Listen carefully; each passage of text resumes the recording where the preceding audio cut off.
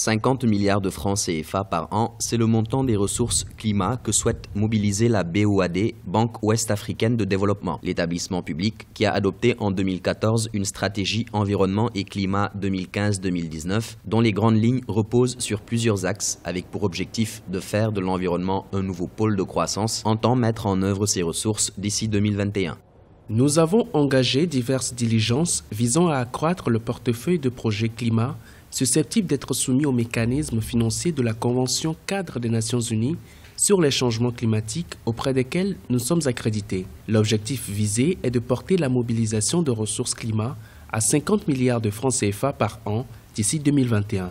D'après le président de la Banque Ouest-Africaine de Développement, les premiers résultats ont été obtenus en 2017 avec la mobilisation des ressources climat sous forme de dons d'1,3 milliard de francs CFA auprès du Fonds pour l'environnement mondial en faveur de la promotion des énergies renouvelables au Togo. Aussi, 4,9 milliards de francs CFA ont été injectés par le Fonds pour l'adaptation en faveur de la promotion d'une agriculture climato-intelligente en Guinée-Bissau.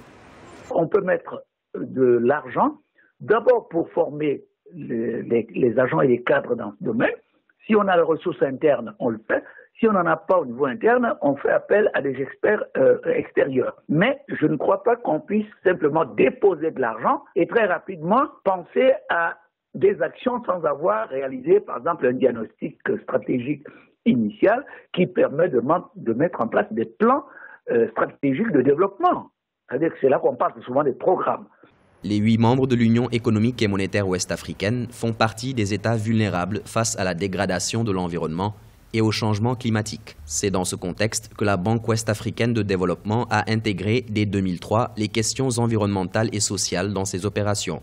Elle s'est donnée pour vision d'œuvrer à l'horizon 2020 pour des ressources naturelles gérées au profit d'un développement propre et résilient aux effets des changements climatiques dans les États membres.